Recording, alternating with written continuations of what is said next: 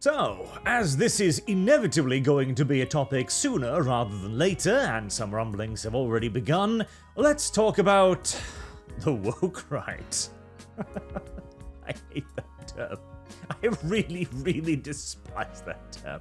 And we need to stop using it. I am using it here solely to mock it, okay? We cannot use the term woke right, god damn it. The only people who use this are either those who generally don't understand what woke means, which does refer to a broad, granted, but still fairly specific part of politics, or who are looking to simply turn woke into a pejorative. And whilst I understand the temptation to do so, we must not do so because, well, we are simply going to turn it into our version of the left wing's Nazi, a term that once held specific political meaning, but is now simply just a word that means bad person. And very soon thereafter, after its massive overuse, won't even mean that. We have a cudgel that can be used effectively and accurately against our political opponents. Let us not debase it by throwing it around willy-nilly and commit the exact same errors as the left. I mean, come on. We are on the precipice right now of seizing cultural dominance in the West, politically speaking, and yet here we are, apparently ready to bend on over and pick up the weapon that our predecessors just used to ventilate themselves with, and do the same thing to ourselves. Let's not. But that is a little bit of a besides the point here. So, a couple of interesting things was happening. I don't actually know who this is, but he makes the following point. Any person with a modicum of decency would say no. I believe it refers to this. Is this what gamers want? I don't even know what game this is, but here you have a female character bouncing her ass around on the screen. And a lot of gamers would say, yes, actually that is what gamers want. In fact, considering the sales numbers of games like The Last Descent, is that the name of it? Zenless Zone Zero, Ghost Frontline 2, yeah, it seems as if it is. Any person with a modicum of decency would say no, this is not where the future of gaming should be. The constant promotion of half-naked women as the greenest side of gaming is getting ridiculous, and I'm beginning to think that these people who say they want to save gaming don't actually want to save it. So many claim to care about morals in the future generations and not giving an inch to progressives, to devs who push woke ideology or whatever else, but then they'll turn around and tell young men and women to support titles that throw this stuff in your face. Most of what I've seen for months now on these accounts are butt cheeks and cleavage. Seriously, how is this making gaming better? Well, it's selling, isn't it? All we're doing is pushing normies in the same direction but on a parallel track. People may argue we just want to push back on the ugly women agenda, just trying to make a point to the lefty weirdos. Okay, so where do we draw the line then? Because there doesn't appear to be one. Correct. There is not a line, nor should there be one, within, legal standards. So, this, then, is the point where we encounter not the woke right, a retarded term at best, but we are simply entering right-wing cancellation and censorship as well. The right wing will censor just as freely as the left does. In fact, we're going to talk a little bit about that later on, but the right is not like it's immune to wanting to censor things. The right, once you get far enough over there, and we're using the right somewhat liberally as a term here, they will absolutely go, no, I have my own strident morality. I have my own values, which I do consider to be fairly absolute, and therefore things that go against those values must indeed be bad, and they must indeed be banned, because they are opposite to my moral viewpoints. Now, there's a further thing here from Melanie Mack, and I'm not taking a shot at either of these people, by the way. I don't know either of these people to have anything against them, frankly, but I'm using them as illustrative examples. I agree with this take, referring to this post here. I've been fighting with y'all against the woke mob, turning female characters into troons, and I like characters to look attractive, but I don't want to be lumped in with those pushing for practical softcore porn and character design that is degenerate. And there is absolutely a point to be made there, that there is a line between tastefully provocative and, tits flabbering about out in the open wilds. Curvy female characters like classic Lara Croft, great, but curvy characters almost completely naked doing strip dances, no thanks. Muscular male characters, awesome. These mods with Leon Kennedy in a jockstrap, degenerate, no thanks. And degenerate is becoming a little bit of the right wing's version of fascistic, as something that is simply morally abhorrent, morally repugnant. It is not the same term, and it does not mean the same thing in the political context, but it is used in much the same way, as a moral stick with which to beat the opposition. Another post. Not everyone in the anti-war gaming crowd wants porn games. Many of us are anti-porn. Wanting characters and art to look good doesn't mean we are allied with the Kumas and the perverts. And this is of particular importance because this is, of course, exactly what the left says as well. We have seen this again and again. My friend V has gone through this at length with so many left-wing accounts where they go, "Oh, you just a Kuma, you're just a pervert, you just want to jerk off to the characters, you silly Kuma, you." Well, it is the same argument being levied from the right as well. And here's the thing. Pornography is a very interesting thing. Does it have negative effects on society? It appears as if it does. Unironically, yes. Is it next to unavoidable? Holy shit, yes. I mean, there was porn in the Stone Age, my brother. Like this is simply a facet of our biology as human beings, it seems, at this point. Should it be limited in some form? Maybe.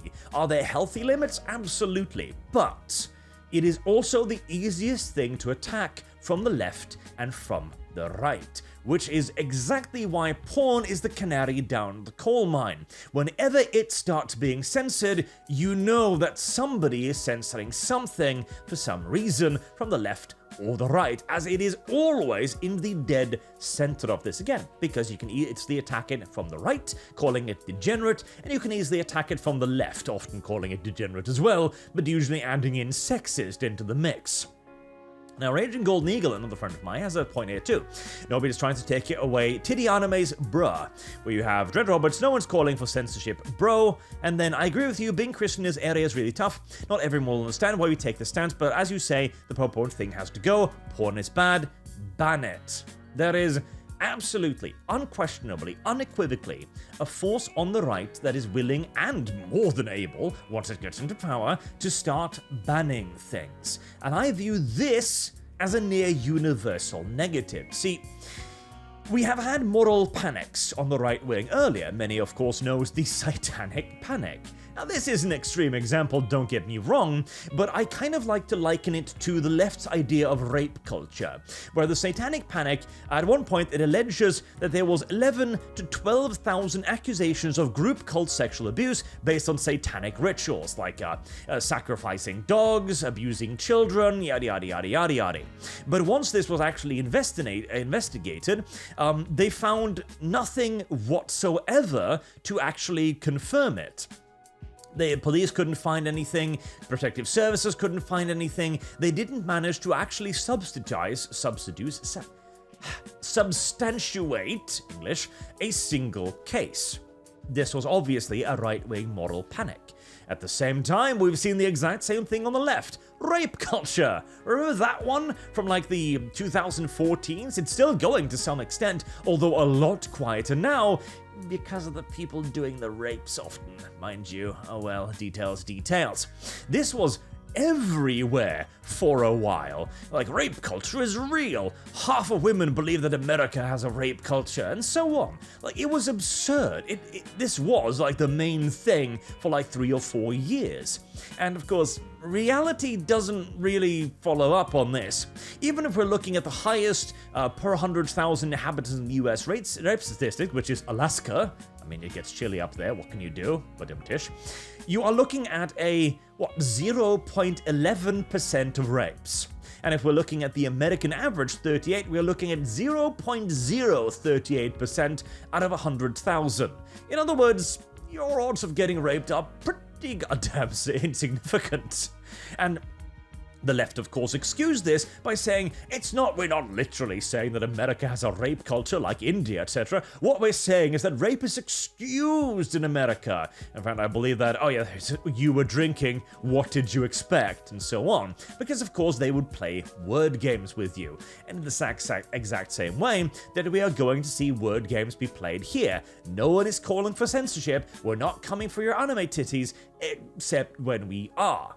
Again, when the censorship starts rolling from a position with an absolute morality, it will simply keep going. It will not stop, it will not end. Because once you start making the argument that something is bad intrinsically, you will simply begin to widen the definition of what that thing is. And if that didn't happen, then we'd have a conversation here. If the argument was, okay, porn, what do you define as porn? How would you like to see the access to porn be regulated? Should it be for consenting adults only? Would you like a license for that, like in the English system that they were trying, I think actually succeeded in implementing? Would you like a China solution to this? Would you like it to simply be age checks on the internet? What is the wider definition here? As this, of course, usually then continues, and this is for the same reason as the left continued to push its agenda as well. The left began with grievance culture and victim culture because they saw this as an easy opportunity to gain influence and power. They said, hey, this is a bad thing, we can agree this is a bad thing, so therefore you have to agree to what I tell you to do. You now gotta hire me as the sensitivity consultant. And again, I'm not accusing the right of doing that yet. I am saying, however, that there is a very clear potential equilibrium that can be met here very quickly and very easily. As this brings power, the power to censor things, the power to determine morality, to dictate morality to others. It is an intoxicating drug, moral superiority. And I am not at all convinced that the right will be any better equipped to resist it than the left did, which is why we need to make principled stances even on things that we think are distasteful. This used to be a commonly understood and accepted truism, in fact, like early 2000s, etc. But it's like, what was the saying? I disagree with what you say, but I will defend to the death your right to say it. In essence, it's probably a lot older than that, mind you, but it's just an illustrative quote that came to mind immediately. Porn, yet again, is the easiest to attack. Thus, when we see it begin to be banned, we have to raise an eyebrow and ask ourselves, why? What is the reason for it, and how much further will we take it? Because there may very well be reasonable restrictions to be placed upon it, like, for example, not allowing minors to access it. That's the thing. Even I am not arguing for unfettered access to pornography, or even pornographic content. Like, even something like this probably does need an age limit slapped onto it. Probably like 13 plus or something, because there's nothing serious on display here, but there is a reasonable discussion to be had about the limitations of access to various forms of media and entertainment, be it violence, be it pornography, and so on and so on. And then, of course, we need to weigh those measures and their benefits against the potential intrusions into people's livelihoods and lives. To do so. Again, it's why, in theory, I would love a social media ban for people under the age of 16, for example. Probably 18 if I'm to be entirely honest with you, but that's more of my old man style speaking on anything else.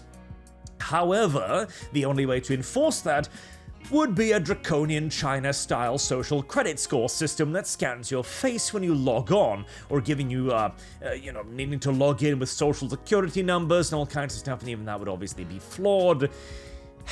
The solution is worse than the problem, and the same will in many cases apply to this as well. So I'm not saying that we shouldn't have the debate. In fact, I think the discussion is something we should encourage, but I am also warning that the side with absolute morality will always continue to push their absolute morality. And it very rarely has any sort of limits, because when you're doing something in the name of the greater good for the decent people, what is your objection? I'm doing it for decency. I'm doing it for anti-racist reasons. You're not racist, aren't you? Are you? You're not a degenerate, are you? Again, anti-right-wing woke is a dumb term, but tactics can still be identified and railed against, regardless of the user, without misapplying, a term. Do let me know what you think about this in the comment section below, because this is a rather complex and wide-reaching topic that we will need to explore a lot wider as things begin to progress. But I want to get out fairly early there and state my, baseline position on this, even though in certain cases it might even be degenerate and distasteful. Until next time, I've been Arch. Thank you all very much for listening. I do hope to see you all again soon. Till then, have a good day.